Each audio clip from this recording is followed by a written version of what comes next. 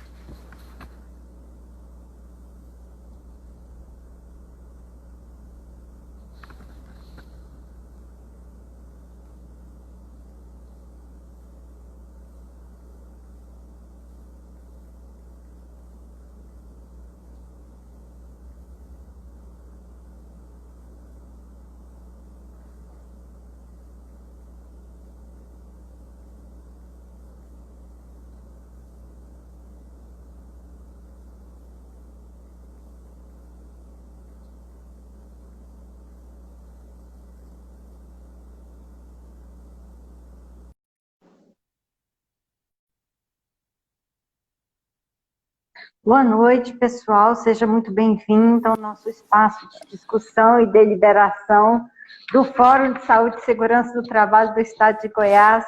Boa noite, doutora Maria Tereza de Godoy. Seja muito bem-vinda. Obrigada, doutora Carla. É uma honra estar aqui novamente nessa live do Fórum.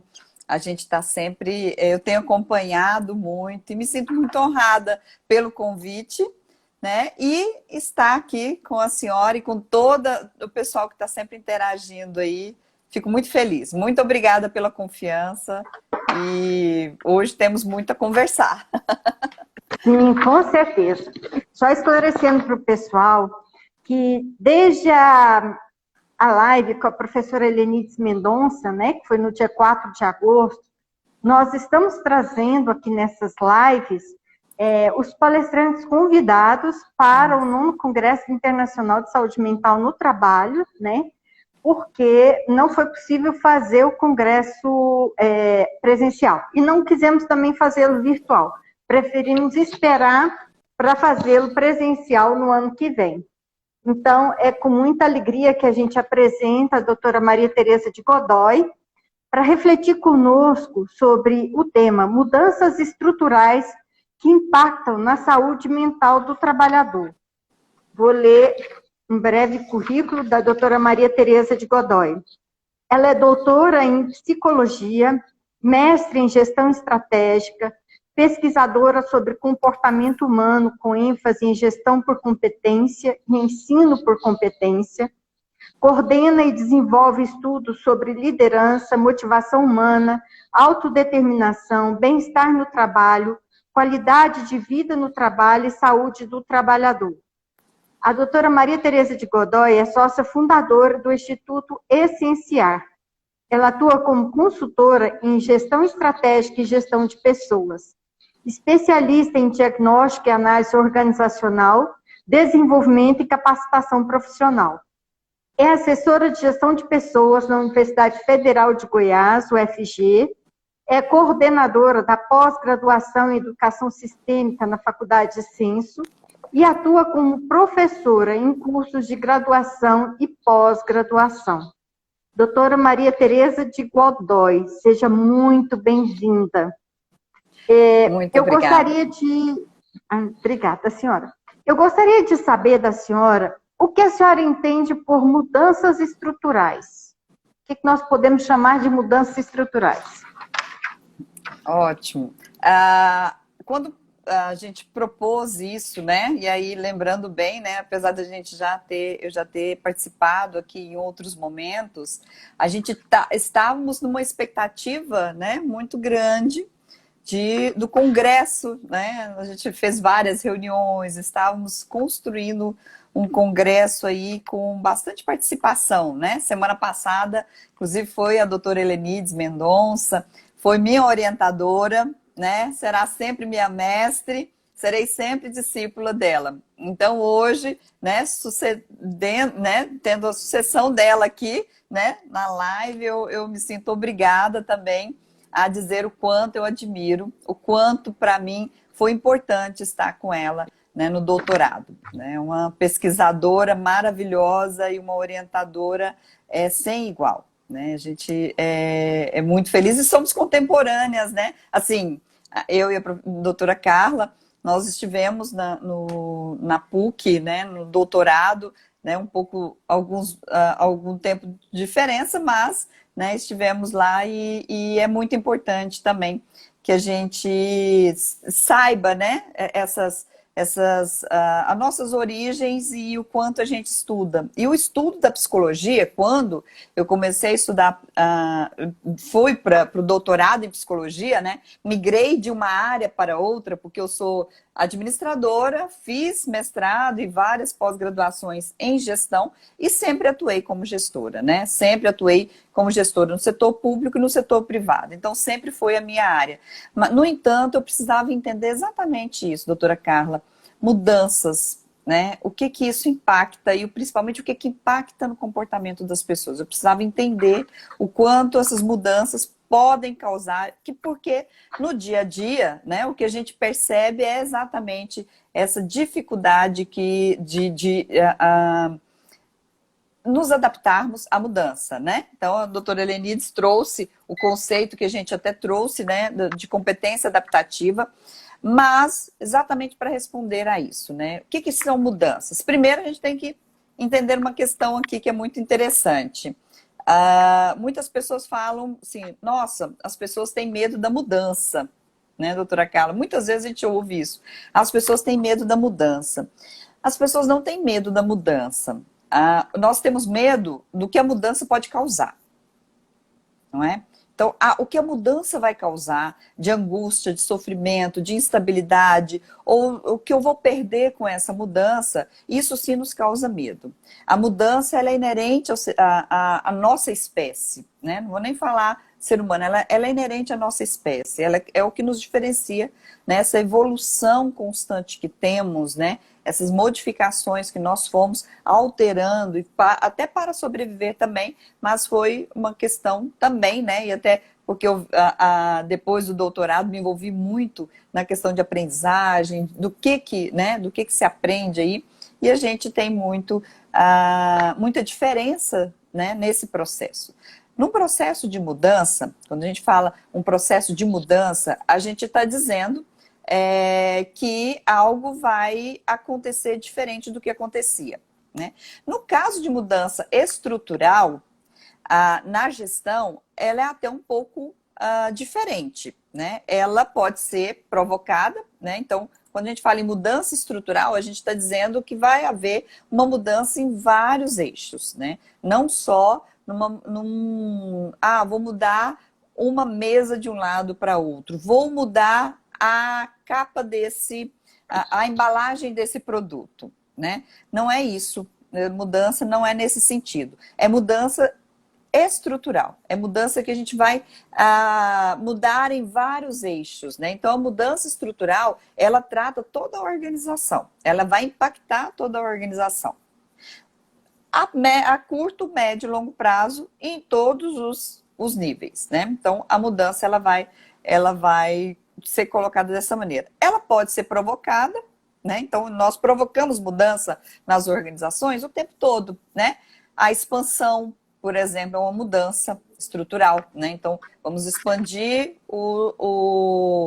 a quantidade de produto, né? Vamos atuar em outro ramo, isso é uma mudança, né? Vamos mudar as pessoas dos setores, vamos mudar a forma que a gente trabalha, né? A gente teve um momento que a gente veio falando sobre o teletrabalho. Vamos mudar, então, a forma que trabalha para o teletrabalho, né? Essa pode ser provocada, né? Pode ser a própria organização ser provocada, pode ser intencional, mas ela pode ser não intencional, né? Quando a gente fala de mudança intencional, muitas vezes ela foi planejada, né? A gente fez uma análise de cenário, analisou ali o que poderia impactar, as oportunidades, as ameaças, nós fizemos, a gente faz, isso a gente, em administração, a gente chama de análise SWOT, né? Ou matriz, e aí a gente vai para a matriz SWOT, né? Que é a análise de cenário. Nada mais é do que aquilo que a gente faz corriqueiramente, né, doutora? Que a gente fala, não, eu vou fazer, por exemplo, vou fazer um evento, né? Quais são as oportunidades? Quais são as ameaças desse evento? Vamos sentar e vamos perceber o que pode afetar, né? E vamos pensar também a nossa capacidade interna, né? Então, essa é a análise interna que a gente sempre faz. Então, quando falamos em mudança, podemos pensar em uma mudança planejada, né? Mas mesmo nessas mudanças planejadas, doutora Carla, a gente pode impactar em problemas inesperados, em problemas que a gente não estava preparados para responder, né? Então, a gente pode sim impactar nisso, mas neste momento a gente tem muito mais mudanças estruturais acontecendo nas empresas que não foram planejadas, que não eram esperadas e que tivemos que responder muito rapidamente.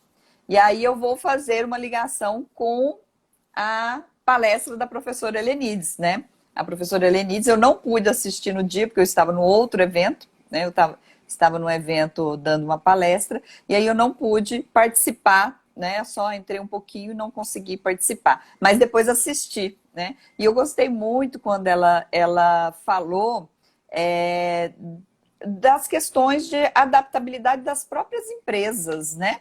Da capacidade de resposta dessas empresas ao que não estava esperado, que era a pandemia, né? Então, eu acho que a rapidez determinou quem sobreviveria ou quem deixaria de viver, né? Não foi a capacidade, foi a rapidez de adaptabilidade, né? Então, muitas vezes, nessas mudanças não intencionais, nessas mudanças estruturais não intencionais, a gente tem aí um novo concorrente, pode ser uma mudança estrutural, né? Eu tenho um cenário diferente, eu tenho um novo concorrente, eu tenho que pensar nesse novo concorrente. Uma pandemia, né? É um cenário externo e é um cenário que não tinha como ter previsibilidade, né? E nem temos a plano de contingência, né? A gente não fomos todas as empresas, todo momento. Os empresários dizem isso, não tivemos tempo de aplicar um plano de contingência tão rápido, né? E aí, qual é o grande problema? A gente tem, então, a gente colhe dessas mudanças estruturais benesses, né? A gente colhe ali bons frutos, né? Então, a gente tem nas mudanças estruturais, algumas vezes, dando muito certo, um novo produto, a expansão, uma nova forma de trabalhar, né? Muitas empresas, e aí a professora Helenides falou disso, e aí só indo um pouquinho, mas muitas empresas se descobriram em outras áreas, né? Muitas empresas usaram até a sua planta, né? Aquilo que já existia, para outras áreas, e não querem voltar mais para o que era antes, né? Muitas empresas aproveitaram a oportunidade de vendas, aproveitaram formas, né? Por exemplo, a gente vê as plataformas digitais de ensino, né? Essas plataformas tiveram uma expansão muito grande. Tem uma que eu estou sempre, né, acompanhando, ela cresceu 26% esse ano, né? Então, você imagina, ela cresceu 26%. O que é isso, né? É uma expansão não esperada. Ela aproveitou, ela tinha a capacidade, né? E ela foi em frente. Então, essas mudanças também podem ser boas. Mas a gente tem mudanças que trazem para nós algumas situações difíceis, né? Algumas situações que não era esperada e que não era desejada, né? De não ser esperada, não estávamos desejando que isso acontecesse, né? Então, temos também, e aí, né, a gente vai falar um pouquinho mais, mas a gente tem que entender como isso pode impactar, né? E essas mudanças, doutora, só para terminar aqui sobre isso, né, sobre mudanças estruturais, elas muitas vezes, e aí tem uma palavra agora que está muito em voga, né, que é mudanças disruptivas. A gente tem mudanças que rompem processos, né? Então, a gente não tem uma mudança que ela é progressiva, que ela mudou um processo e melhorou aquele processo. Muitas vezes são mudanças que rompem o processo, né? Então a gente tem essas mudanças também. Doutora Maria Tereza, eu vejo que a abordagem da senhora é muito própria exatamente da sua área de atuação, que são gestões, né? Gestão de pessoas e tudo mais. Quando a gente fala em mudanças estruturais, a nossa maior preocupação, na verdade, não é com a empresa, apesar de que a empresa ela vai sofrer as consequências lá na frente, né? Uhum. Pelo passivo trabalhista que ela vai acumular, pelo desequilíbrio ecológico do meio ambiente do trabalho que ela vai provocar, né? Pelo desemprego, né? Tudo. Exatamente. A minha perspectiva, quando eu trago esse assunto à tona, é o lado do trabalhador. É um lado, por exemplo, muito estudado por Dejur, né, na Clínica Psicodinâmica do Trabalho, quando ele fala de mudanças estruturais, por exemplo, como a privatização, né, que gera medo, que gera insegurança, que gera doenças, que gera acidentes. Nós, como participantes do fórum, eu não sei se a senhora se lembra, não sei se a senhora já estava no fórum, mas a senhora... no final de 2018, me parece, de 2018 para 2019, uma empresa pública aqui, em Goiás, que foi privatizada, né? Ela causou um terrorismo psicológico nos trabalhadores, porque ao invés dela chegar e apresentar um plano e dizer, olha, eu vou reduzir os meus trabalhadores para X, de X para Y, né? As pessoas que serão demitidas serão essas, elas vão ser preparadas para essa demissão, não. Ela deixou todo mundo suspenso no ar, né?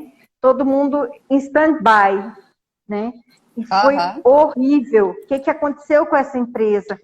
Esses trabalhadores, né, já preocupados, com medo de serem mandados embora, né, e realizando trabalhos perigosos, né, eles acabaram se acidentando, inclusive mortalmente.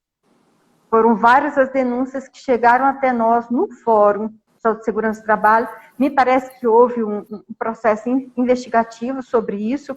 Então, é uma coisa muito séria, né? O que a gente percebe? Porque não tem retorno, né? Não tem como voltar, né? Não, doutora. E a gente percebe o seguinte, que se a empresa tivesse se preparado e preparado os seus trabalhadores da melhor forma possível para enfrentar aquela mudança estrutural, né? Nada disso teria acontecido, as pessoas não teriam adoecido, as pessoas não teriam acidentado e as pessoas não teriam nem pedido para ir embora, né? Então, é uma situação, assim, horrível. Outra situação que eu também acompanhei de perto foi a fusão de duas empresas multinacionais, né?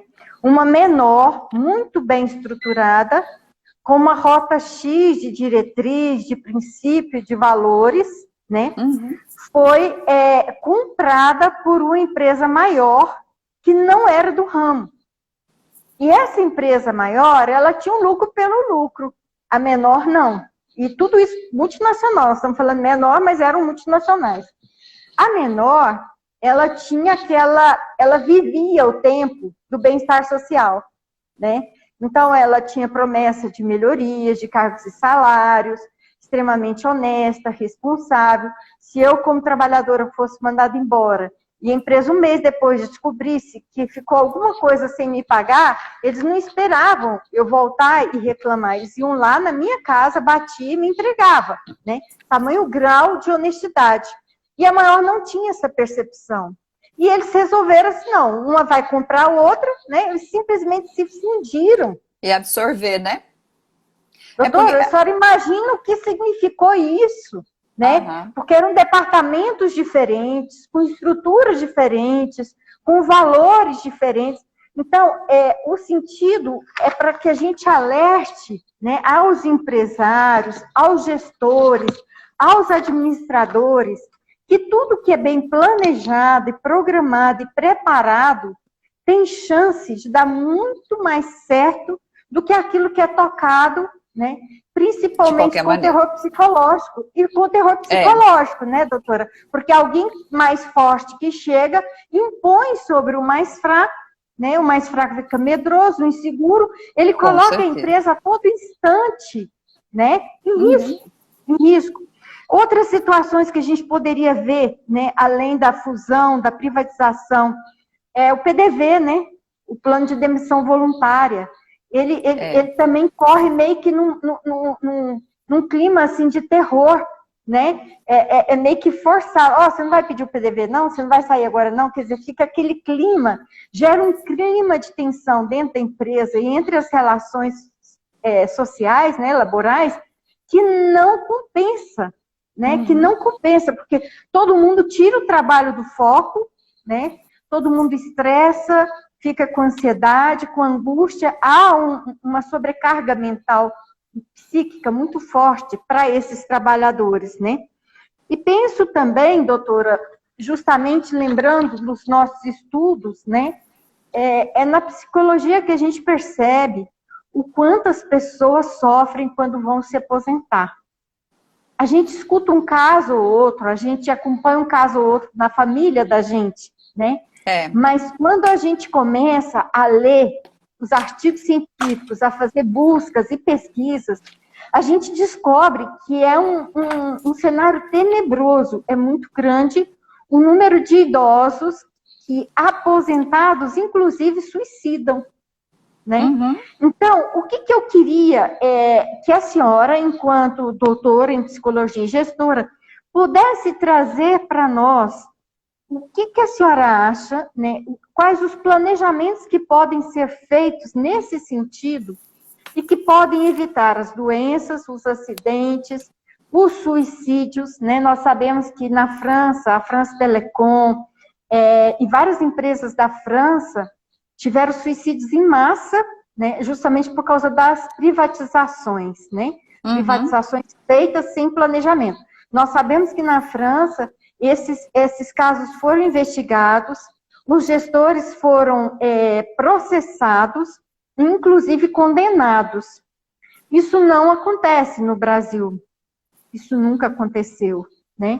Porque tem-se que a psicologia é algo muito subjetivo, não pode ser provado, mas nós sabemos hoje, né, que através de pesquisas, de estudos, as coisas afloram e comprovam, né? E Deju vem dizer também da importância de se falar sobre, de não deixar o silêncio imperar, né, como opressão sobre os demais, porque um suicídio, por exemplo, decorrente do trabalho que acontece no meio ambiente e sobre o qual não é falado e trabalhado, ele pode gerar outros, né? Então, eu queria saber, a senhora, enquanto gestora, né, brasileira, doutora em psicologia, dentro desse cenário, que são os piores possíveis, né? Então, nós estamos pensando agora na caixinha do outro lado, que é do trabalhador, né? O que a senhora indicaria para que as empresas fizessem quando estiverem passando por processos como esse? Certo. Não, primeiro,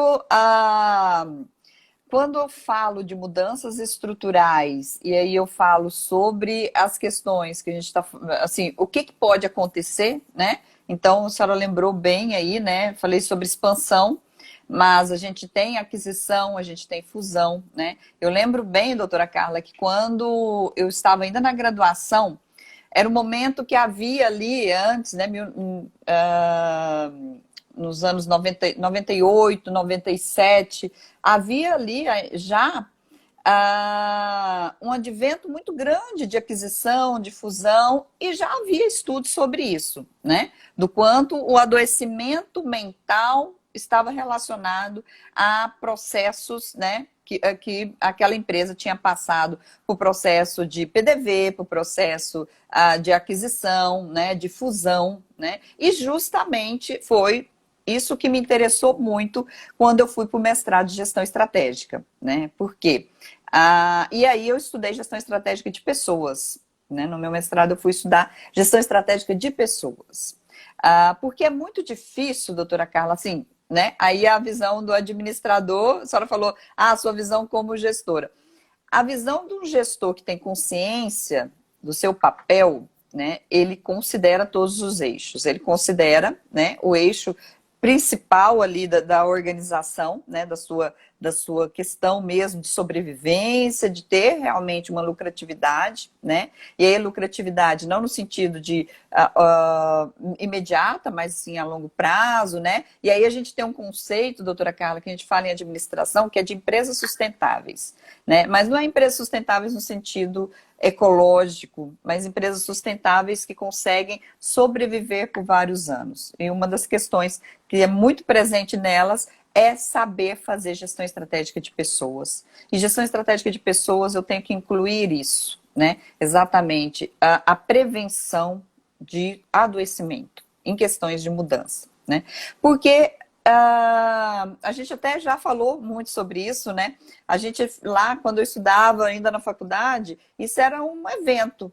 Acontecer mudanças estruturais de uma empresa era um evento, né? Hoje é corriqueiro. Hoje é muito corriqueiro. Dificilmente durante um ano a empresa não vai passar por alguma mudança. Sempre vai, né? Ela vai expandir, ela vai ser adquirida, vai ter concorrente, vai ter questões que ela vai ter que estabelecer, né? E aí, o adoecimento, né, o impacto da saúde do trabalhador, que é exatamente o que é o foco que a gente tem que falar aqui, né? O quanto essas mudanças podem impactar na saúde desse trabalhador. E quais são, o que a gente pode fazer para que isso não aconteça, né? Primeiro que envolve todo mundo, tá? Envolve todas as partes da organização, né? Eu não tenho como falar, lidar com a saúde mental do trabalhador, né? Se eu não pensar em uma humanização das relações de trabalho. Né? As pessoas não são algo que você pode simplesmente num PDV pensar elas como números. Não é? Porque, imagine só, eu tenho uma equipe, e aí parte da minha equipe, a senhora tinha falado aí sobre suicídio de algumas pessoas da equipe, adoecimento de algumas pessoas da minha equipe. Isso não é um adoecimento individual. Esse adoecimento, ele é coletivo, né? Ele tem impacto para além do momento agora. Um suicídio, e eu tive essa experiência, doutora Carla, e foi muito triste para mim, de trabalhar com uma pessoa que se suicidou. Aliás, duas pessoas, uma em 2013, né, e outra recentemente. Eu estava afastada para o doutorado, e uma pessoa que a gente era queridíssima também, né, em relações, e foi questões de trabalho. Tá? Já foi identificado, foram questões relacionadas ao trabalho, todos esses dois. E a gente adoece junto, né? Não tem como você se manter, olhar para a mesa da pessoa, ficar imaginando todo aquele processo, se aquilo pode acontecer com você, porque nós temos isso, a gente começa a imaginar, será que isso não vai acontecer comigo? Né? Será que eu não vou chegar a esse adoecimento? Porque o que a gente observa é como a empresa trabalha as pessoas que adoecem. Não é? Como a empresa vê essas pessoas que adoecem, tá? Em geral, tá? Não estou dizendo todas as empresas. E aí a gente vai falar um pouquinho qual é a postura que essas empresas têm que ter, né? Então, é a humanização das relações de trabalho, é eu não ser indiferente e não pedir para a minha equipe ser indiferente de um adoecimento, por exemplo. Não ser indiferente quando tem que reduzir o cargo, o número de pessoal, né? Eu assisti há pouco tempo atrás o professor Daniel Goleman falando disso, e o George Helselfs, um nome muito complicado. E os dois num debate falando exatamente sobre isso. A gente tem que estar preparado para o sucesso. A gente fala muito em engajamento, né? A gente fala muito em preparar as pessoas para engajar as equipes, a gente fala muito de preparar os gestores para isso, mas nós não preparamos o gestor para enfrentar momentos de luto, momentos de percas, momentos que ele tem que desligar pessoas, momento em que como que ele vai se preparar e preparar a equipe para esses momentos, né? Momentos igual a gente está vivendo agora, né? De realmente de transição. Tá? Então, de mudanças que a gente vai acontecendo. Então, o momento agora, duas palavras eu vou dizer que é importantíssimo, a senhora já falou um pouco, que é planejamento. Né? Primeiro é planejamento. A segunda palavra é adaptabilidade. Planejamento, mas no sentido realmente de planejar, executar e controlar esse planejamento. Trazer um planejamento real, né? Planejamento que você consiga mesmo, dia a dia, controlar o que está acontecendo, porque nesses processos eu vou ter pessoas que estão, parecem tudo bem, eu vou ter os super-homens das equipes, né, que parece que está tudo bem, né? Eu vou ter equipe que vai se afetar mais, eu vou ter que... Então, eu tenho que fazer esse processo de aproximação, né? E aí a humanização, que eu falei, das relações de trabalho são essas, né? É aproximar-se, né? A empresa aproximar-se, as equipes se aproximar, mas a gente tem vários papéis também, que a gente pode dizer, né? Então, nós temos também pessoas que vão... papéis importantíssimos, todos são importantes nesse processo, todos. Desde uma equipe de suporte, todos são importantes, né? Desde um colega de trabalho, mas nós temos pessoas que são mais importantes nesse processo de planejamento e de enfrentamento e prevenção, né, do adoecimento no ambiente de trabalho. Vai acontecer? Vai acontecer. A gente não tem como, doutora Carla, dizer que a gente consegue fazer um ambiente de trabalho, trazer um clima organizacional muito bom, tratar a saúde das pessoas e ninguém vai adoecer. Nós não temos essa garantia, mas nós temos que trazer esse adoecimento ou reduzir. O objetivo é eliminar, é não ter adoecimento, mas pelo menos conseguir, olha, a gente tentou trazer o máximo possível, mas adoeceu, agora o que a gente faz? A gente tem que ter esses planos também, né? Não só preventivo, mas também para saber o que a gente faz depois. Sim, é muito importante isso que a senhora colocou. Enquanto a senhora falava, eu me lembrava do projeto Anjo da Guarda, né? Que nós estamos lançando pelo Fórum de Saúde e Segurança do Trabalho do Estado de Goiás, né? Que é um projeto que visa levar alívio mental para os trabalhadores na área de saúde, né? Então, é um projeto que tem tudo para dar certo, simples, né? Muito simples, muito específico e que com certeza vai ajudar muita gente. Então, eu fiquei pensando, doutora Maria Tereza, se não seria um caso de se fazer protocolos, né? Protocolos para os casos de fusão, protocolos para o caso de expansão, protocolos para os casos de privatização. E o Fórum de Saúde e Segurança do Trabalho, ele tem essa competência, né, para desenvolver esses estudos e fazer essas recomendações.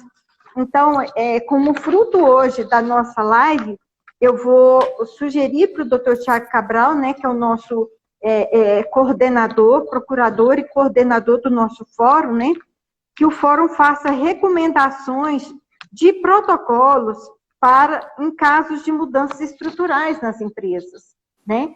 E essas recomendações, elas vão estar visualizando justamente a saúde mental desses trabalhadores, né? Seria algo preventivo, para evitar que Olha, foi muito triste receber o sindicato dos trabalhadores da empresa que foi privatizada no fórum, no final do ano, e eles contarem, olha, eles estão acidentando, eles estão dispersos, porque ficavam preocupados em serem mandados embora, né? Realizavam atividades perigosas, não prestavam atenção, e aí, isso é ato inseguro? Isso é fator humano? Exato. Quem foi, não é? E quem gerou esse ato inseguro? Então, nós estamos falando de coisas muito fortes e muito pertinentes, porque o que a gente tem que lembrar? Quando a senhora olha, por exemplo, uma gestão, eu já olho uma ação, entende? Quais são as consequências da sua boa ou má gestão, né? Quantas pessoas podem adoecer, quantas pessoas podem morrer, quantas pessoas, olha, que vai impactar na justiça do trabalho, vai impactar no número de ações trabalhistas, no número de recursos para o TRT e para o TST, vai impactar no número de pensões que o INSS vai pagar, entende? Então, eu entendo que a coisa tem que ser planejada, como hoje, por exemplo, você fala assim, não, eu quero construir uma faculdade aqui no setor oeste. E a prefeitura vai falar, não, você não vai construir, porque o trânsito do Centro-Oeste nesse né? lugar não suporta, entende? Uhum. Então, é um estudo, né, ecológico do ambiente para ver se ele suporta. Então, quando a gente fala, por exemplo, do estudo ecológico do meio ambiente do trabalho, a gente está falando exatamente tudo aquilo que se refere ao ser humano trabalhador, né? Nós estamos pensando nele, mas quando a gente pensa nele, a gente não pensa só nele. A gente pensa nele, na família dele, na empresa que ele trabalha, na justiça do trabalho que vai ficar soberbada de ações, nos hospitais, no INSS, na destinação dos nossos impostos. Então, nós estamos pensando globalmente. Nós estamos pensando, né, de forma ética e social. Porque o ato, ele nunca é isolado. Ele perpetua, é como aquela pedra que a gente joga dentro da água e ela vai fazendo ondinhas, até que a coisa aumenta, né? Então, eu chego hoje e falo, vou fazer isso, isso e isso. Conforme o número de trabalhadores que vão ser atingidos pela minha decisão, eu posso estar provocando, né, uma onda enorme, que vai trazer reflexos, né, e negatividade para muita gente. E eu me lembrei também, doutora Maria Tereza, sobre a questão, eu me lembro de uma empresa que eu trabalhei, ela era uma usina de açúcar e álcool, e a gente trabalhou lá com muitos projetos. Um deles era Educar para Participar, era muito lindo. Um projeto feito, voltado para o trabalhador de cana-de-açúcar, que morava 6 meses em Goiás e 6 meses no Nordeste, que tinha, em tese, 2 famílias, né, que vivia em Goiás de forma muito precarizada, porque ele não comprava uma casa, ele alugava e vivia ali alojado com outros, né? Então, a gente preparou um projeto para explicar tudo para esse trabalhador, né? Então, ele era acolhido, ele era ensinado sobre higiene pessoal, sobre convívio social, sobre melhoria de renda familiar, né? Ele era ensinado sobre tudo que ele recebia, porque a maioria era analfabeto, nas verbas trabalhistas, né? Para ele não ter que entrar com a ação, porque ele não entendeu que ele já recebeu aquilo que ele tinha para receber ou não, né? Para ele compreender as coisas. Então, um dos projetos que eu pensei lá na época, né, foi o projeto Reciclar, que seria justamente a possibilidade de você pegar um trabalhador como um motorista que me levava para todos os lugares e que já ia se aposentar, porque como motorista ele não podia trabalhar mais, mas ele tinha um conhecimento de empresa de 20, 30 anos e uma energia para trabalhar que não justificava ele não mais trabalhar, né? Então, com todo aquele conhecimento, com toda aquela confiança que a empresa tinha nele, ele poderia e deveria ser realocado, ele poderia até se aposentar, né, por idade, por tempo de serviço, e ser realocado em um outro setor, onde a experiência dele seria muito importante, o conhecimento muito importante, entende? A confiança que a empresa, que ele gozava junto à empresa, muito importante.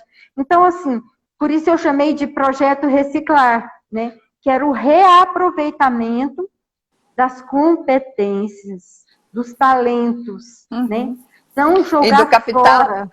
E do capital, né? A gente tem na gestão de pessoas, um dos focos da gestão de pessoas é que a gente consiga reter talentos, né?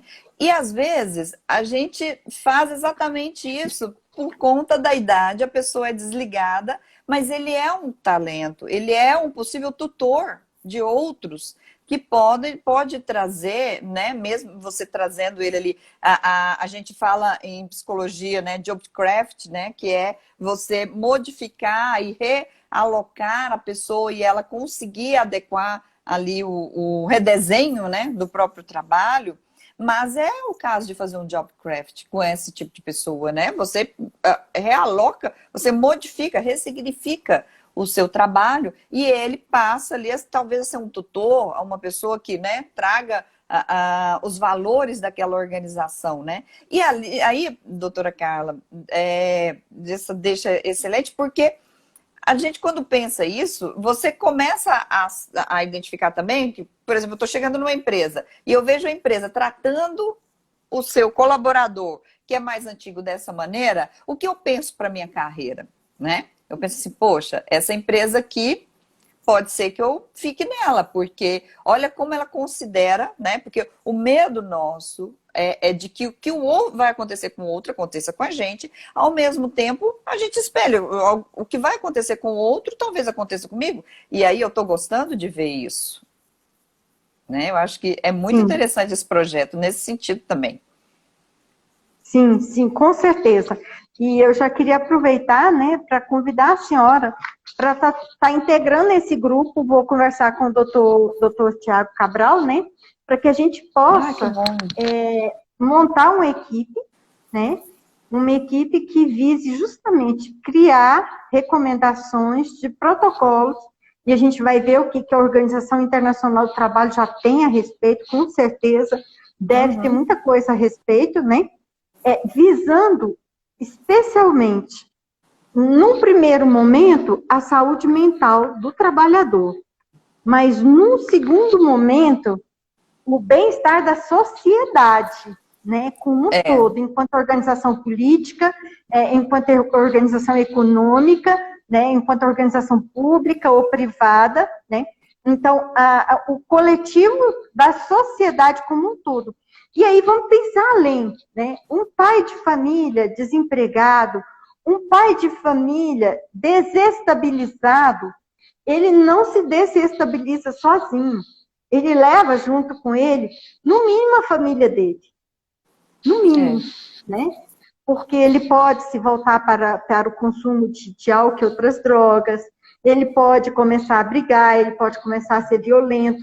Então, a gente precisa tratar as coisas na base, na raiz, evitando, assim, que esses malefícios vão perpetuando, não E é? entender isso de forma sistêmica, né? Porque a sociedade e o trabalho, você não tem mais como desassociar os reflexos do trabalho na sociedade e os reflexos da sociedade no trabalho, né? Então, é algo que você não consegue mais. Então, uma empresa, né? E eu lembro muito do Dr. Tiago falar isso, né?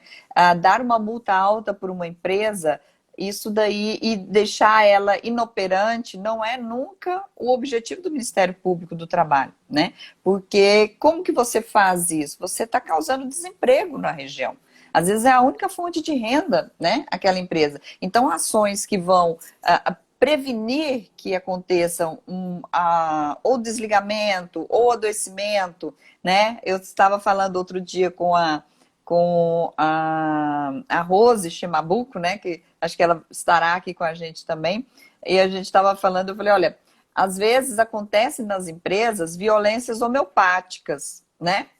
Eu não percebo que estou sentindo essa violência. Eu vou adoecendo, vou adoecendo, vou adoecendo. E é importante que se entenda que essas pequenas coisinhas também, a gente está falando aqui de aquisição, fusão, PDV, são coisas grandes, né? Mas coisas pequenas também, elas impactam e impactam muito mais, porque elas são mais recorrentes. São as pequenas ondas que fazem mais buraco, né, nas pedras, não são as grandes. Então a gente tem essa importância, eu achei excepcional pensar em protocolos, mas em protocolos que pensassem essas mudanças, pensassem na prevenção, né, e também pensasse em a postura profissional dentro das organizações, né.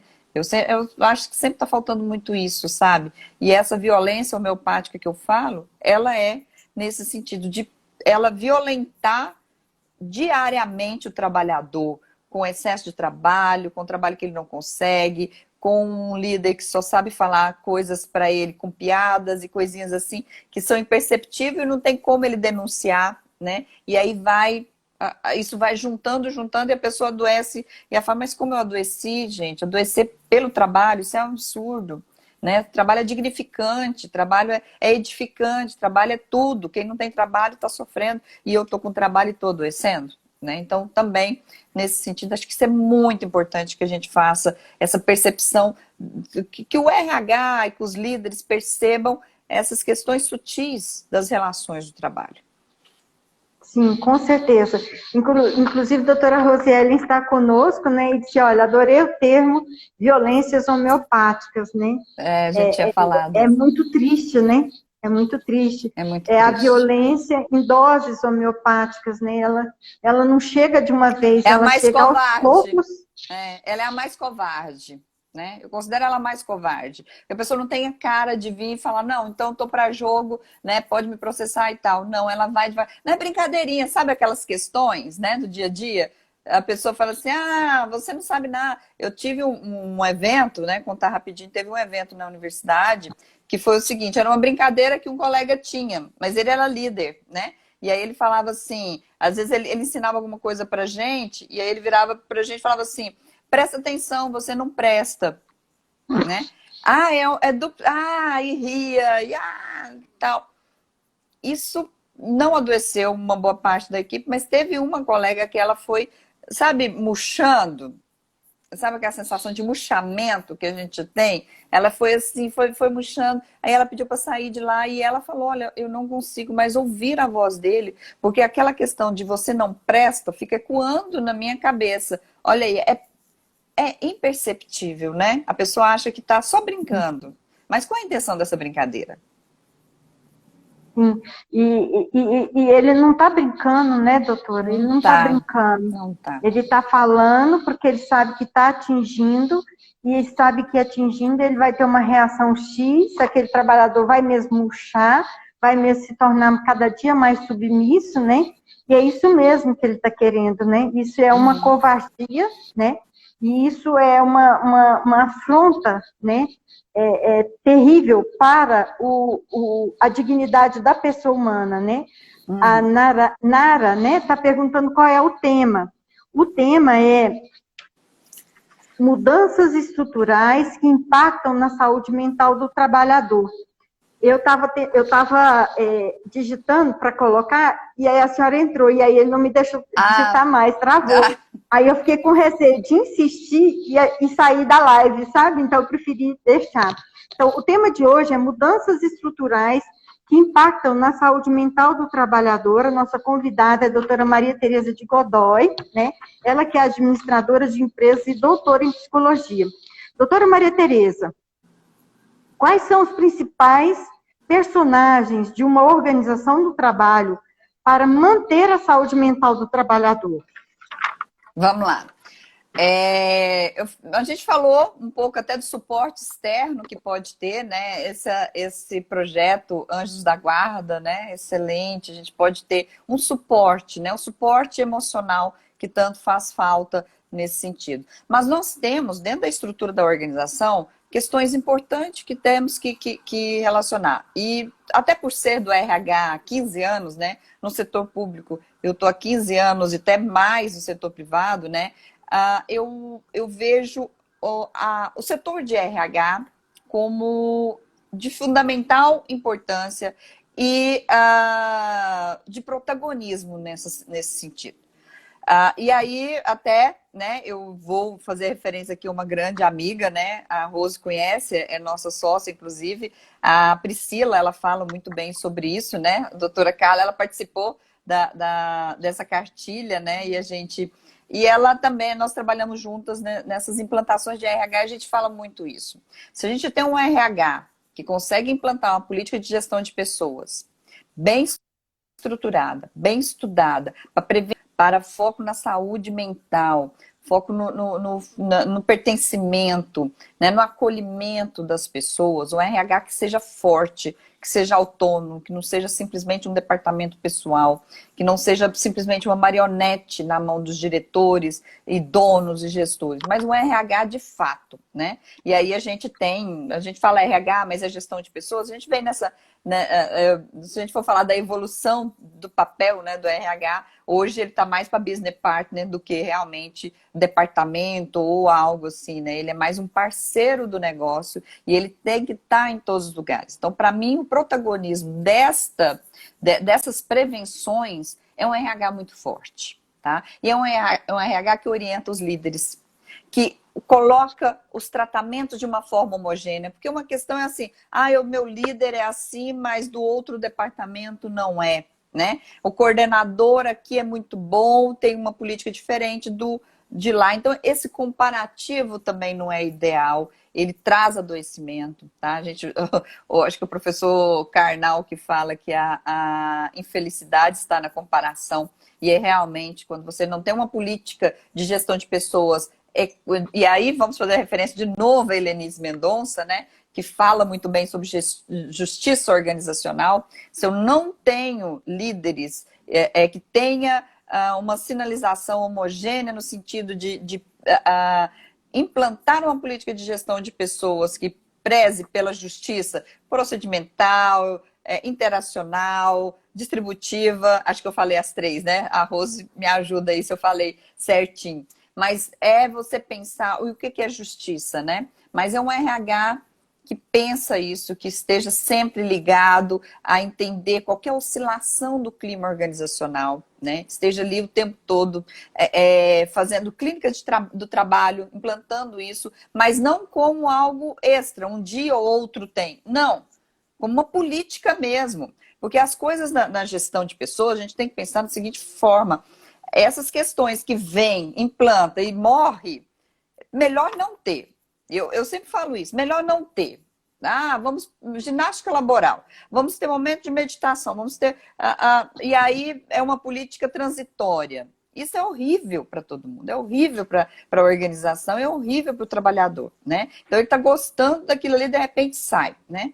Outra questão que eu acho que é importantíssima e que o RH tem que ser responsável por isso é propor ações preventivas, né? Rodas de conversa, fazer com que as pessoas aprendam ao diálogo, né? E a doutora Carla, muito melhor do que eu, sabe falar sobre isso, né? Que é a psicodinâmica do trabalho, é baseada nessa troca, né? É a cura pela fala, é você conseguir, né? Ressignificar o que está acontecendo, é você entender isso de uma forma, e aí a organização entender isso não como gasto, tá? Isso é importante. As empresas têm que parar de achar que ações de RH são gastos. Eu sofro muito com isso, doutora Carla. Todas as vezes que a gente faz uma proposta, mas vai gastar com isso. Não é gasto, é investimento. Você está prevenindo um adoecimento futuro, você está prevenindo um desligamento, você está prevenindo, talvez, perder talentos, né? Porque pessoas boas não vão ficar em organização que não tem respeito por ela, que não tem um bom clima organizacional, que não tenha um plano de carreira decente, algo que ela consiga entender, né? Que não tenha clara como que um cargo de coordenação pode ser ocupado. Né? Então, eu acho isso muito importante. E são essas questões do dia a dia, né? Por exemplo, eu ter um plano de carreira que eu saiba exatamente, eu ter trilha de aprendizagem, né? Eu ter a minha avaliação de desempenho pautada em questões mesmo objetivas. Eu não tenho, a pessoa gosta da doutora Carla, dá 10, não gosta de mim, me dá 7, né? Não é isso, é ter claro os procedimentos. Está tudo envolvido e ali embolado com justiça, né? Então, a gente ter essas políticas, e aí tudo vai de pessoas. E você ter tudo isso, criar esse ambiente. Para criar esse ambiente, a gente tem que trazer essas políticas não para algo transitório, mas sim para algo integrado à estratégia da organização. Né? Termos isso como uma política de gestão de pessoas, mas que estão todos envolvidos. E não ver isso, principalmente não ver isso como gasto, ver isso como investimento, conseguir, então, ter bons profissionais de RH. Eu acho que é um profissional que ele dá suporte para todo mundo. Ele dá suporte para o líder, para o coordenador, para o chefe, e ele acolhe todas as pessoas que estão, né? Esse acolher, eu ter a garantia, doutora Carla, que eu estou adoecido, meu chefe acabou de me fazer um assédio moral, onde eu vou? Lá no meu RH, porque eu sei que ele vai me acolher. Eu sei que ele vai me acolher. Eu sei que a política dessa organização não é essa. Eu sei que isso aqui não é assim. Essa pessoa é assim, ela não está tendo uma aderência na cultura dessa organização. Então eu vou lá e procuro. Né? Então esse RH também, e a Priscila fala muito bem sobre isso, eu estou aqui pegando as falas, né, da Priscila, mas a Priscila fala muito bem sobre isso também, eu ter também essa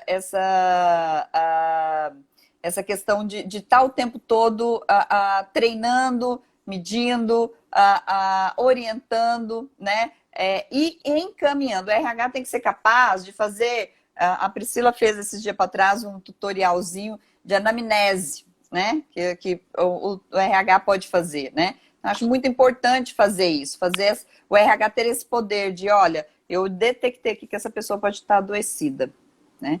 E aí eu vou dizer, algumas empresas, com essa questão do Covid, uma simples ligação do RH de como é que você está? A pessoa está afastada, está com atestado. Como é que você está? Está tudo bem com você? Você está precisando de alguma coisa? Você sabe que aqui nós estamos com você. Você está adoecido, fique enquanto você puder, né? Que você só volte quando você estiver restabelecido, mas o que você precisar, nós estamos aqui. Isso aí é detalhes que o Faz a RH tem que diferença. trazer. Faz a diferença, doutora. Faz a diferença. Faz. Doutora, nós estamos faltando só 10 minutos ou menos, porque eu entrei com 5 minutos de antecedência. Mas a Sim. senhora falou coisas muito importantes, e dentro das coisas que a senhora falou, eu queria que a senhora refletisse, dentro desses 5 minutos, né? Como fazer essa roda de conversa? E essa roda de conversa para conversar o quê? Com quem, onde, de que forma? Doutora, eu costumo dizer o seguinte, eu sempre falo isso, quando você vai implantar qualquer ação, lembre-se que já existia uma cultura, tenha respeito por isso. Eu sempre falo isso, tenha respeito que isso já existia. As pessoas ali muitas vezes estão traumatizadas. Em algumas vezes a gente acha pessoas que o que ela falou foi usado contra ela. Em algum momento foi usado contra ela, né? E aí ela não vai se abrir no primeiro momento, não.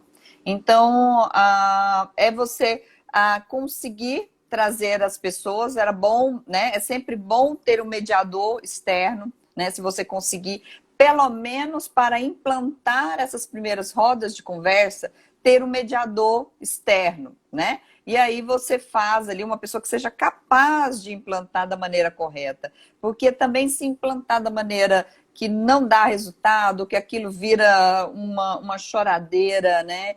As meninas me conhecem, eu não gosto quando provocam, né? Quando o choro vem, tudo bem, mas tem gente que gosta de provocar isso, gosta de provocar uma abertura que a pessoa não queria dar, né? Então, a gente tem que ter essas delicadezas, porque a gente está falando de saúde, a gente está falando de pessoas que estão adoecidas, né? Então, aí faz um plano de ação, um protocolo, como a senhora falou, faz um plano de ação, um protocolo de implantar isso como uma cultura daquela organização, né? Então, vem com pessoas externas que consigam multiplicar, né? Eu acho que a maioria das mudanças acontece dessa maneira. Eu tenho um amigo, só para terminar, que ele diz que cultura organizacional não muda. Ele fala, não muda, de uma geração não muda, porque ele fez um trabalho e ficou super revoltado porque não conseguiu implantar, né? Mas no mestrado, no doutorado, num pesquisador, ele não consegue mesmo implantar se ele não tiver a aderência da alta gestão, né? Então, acho que isso é importante que a gente faça isso, tá? E aí eu quero dizer só uma parte aqui de algo para mim que é importantíssimo, até porque é minha variável de estudo, né? Que é o líder, né? Esse líder, ele tem que ter foco, muito foco nas oportunidades, tem que ter foco positivo, ele tem que ser um exemplo, o líder tem que ser um exemplo de foco, tá? E de entender. Ele primeiro tem que fazer um processo de aproximação, não é fácil, né? Esse processo de aproximação não é fácil. Então, nessas rodas de conversa, talvez eu tire o líder um pouco, né, no início, porque eu não sei como está a situação ali. A gente muda, e a gente muda mesmo. Se meu líder está aqui, eu mudo totalmente como eu estou trabalhando, o que eu estou falando, o que eu estou fazendo, né? Eu estou sendo vigiada, né? Foucault já dizia isso, quanto o comportamento da gente muda quando somos vigiados, né? Então, se eu estou sendo vigiado, eu vou mudar meu comportamento. Tá? Então eu tiro um pouco o líder ali, mas eu trabalho também. Não posso trabalhar, o impacto não vai ser ideal se eu trabalhar só os trabalhadores, só os coordenadores. Eu tenho que pegar essa gestão aqui também e, né, destrinchar ela e começar a mudar e começar a colocar os valores, as diretrizes daquela organização e restabelecer. Talvez tenha que rever as diretrizes dessa organização. Implantar código de ética é muito importante também, tá? É algo que a gente E aí acha. vem o compliance também, O né? compliance também, exatamente, que o RH tem que estar à frente disso, ele tem que ser protagonista de tudo isso, tá? Então, para mim, o líder tem que ser capaz de dar essa segurança, e como a gente está falando em processo de mudança, o líder tem que ser capaz de ser, as mudanças vão acontecer, mas eu tenho que olhar para o meu líder e falar assim, tá tudo bem que o cara tá bem. Ele tem que ser capaz de passar para mim essa segurança. Entendi. Doutora Maria Tereza, muito obrigada por essa noite, por essa live maravilhosa, né, por compartilhar conosco os seus ensinamentos, sua experiência. Em nome do Fórum de Saúde e Segurança do Trabalho, doutor Tiago Cabral, agradeço imensamente, tá? Tá faltando 7 segundos. Sim, obrigada. Boa noite a todos, tá? Boa noite.